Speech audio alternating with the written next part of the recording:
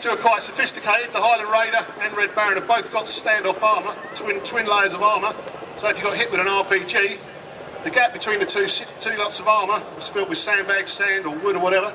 So hopefully the RPG wouldn't penetrate right into the bed of the truck, and if it did, it wouldn't do too much damage. All the gun trucks of the period are different, and as each truck was taken over by a different NCOIC, they were modified to suit the needs of that particular guy in charge, with the weaponry and the crews. The crews normally stayed with the truck. They didn't move on to other jobs once they were on there, unless they were wounded or shipped out at their end of the tour. As you can see, the Red Baron's pretty heavily armoured. It's got two 50 calibers on the back, a minigun in the middle, two 60s on the front.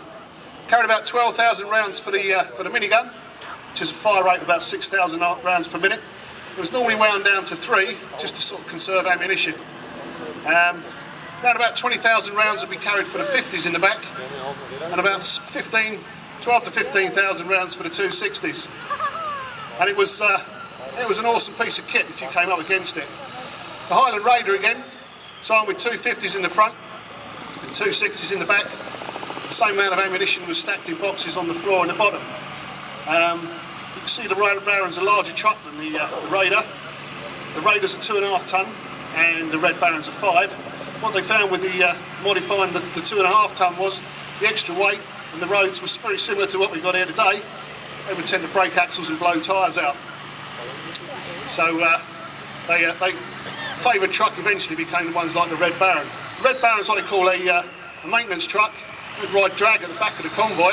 You can see it's got spare tyres in the back, carry batteries, oil for any breakdowns that should occur.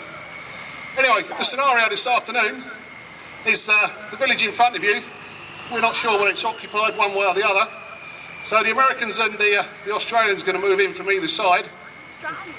And they're going to set up a perimeter. Before they move in, they're going to call in some artillery, just to liven anyone up that happens to be in there, see if they can wake anyone up. And we'll wait for the Australians to get into position and get their fire team set up to give them covering fire before we call in that artillery, so that everyone can have their heads down ready. The LT's calling in his RTO so we can get on to the radio and check with the nearest artillery battery that they're ready to fire. They would have already pre-zeroed targets into this area so that they know the rounds are coming in the correct place. So he's on the radio now. Right, they're going to call in some artillery on there, see if they can wake up anybody that's in the village.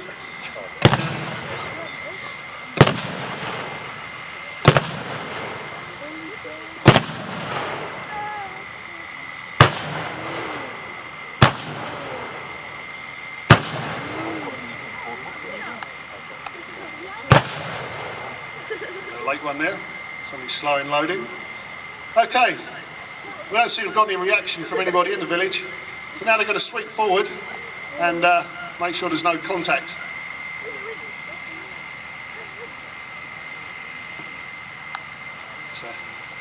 For historical purposes, the Americans and the Australians didn't normally fight together, except the Australians were involved with the 173rd Airborne on odd occasions, but just to fill the arena up.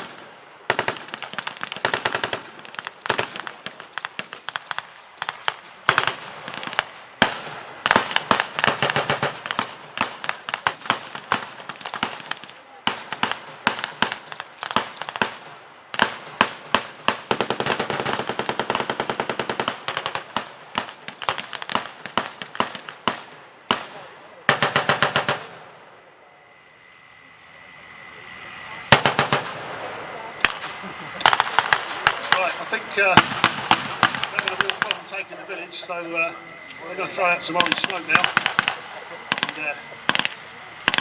And they can pull back, take their casualties with us, lick their wounds for a little bit. Obviously falling over in the mud, that's not really going to help him too much. So they're going to pull back to a safe distance now, and they're going to call in another artillery strike. Hopefully this time it's going to quieten the village down rather than liven it up too much. You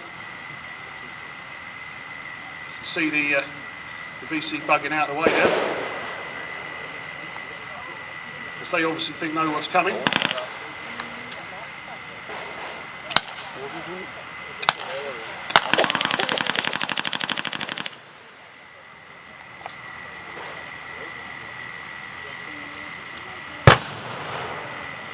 Here comes the artillery now.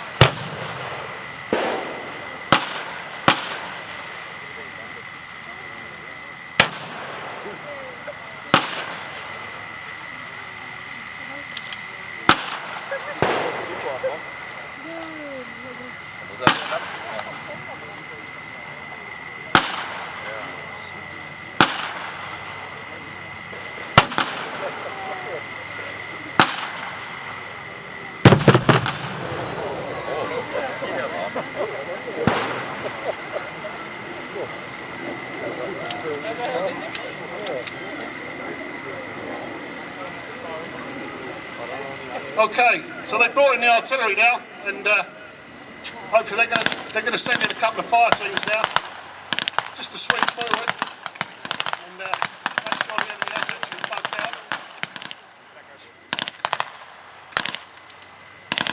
The Australians will move into the left-hand side, sweep through that part of the village, and the Americans on the other.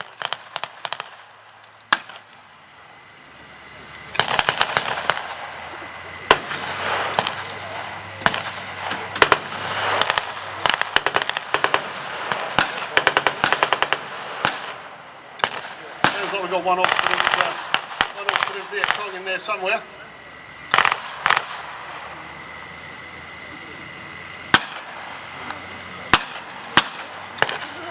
The Australians are clear on their side. Let it burn, let it burn.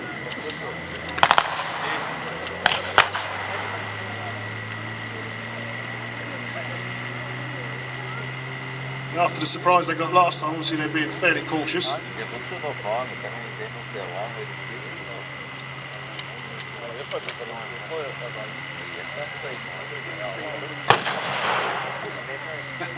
Looks like they may not be taking any prisoners.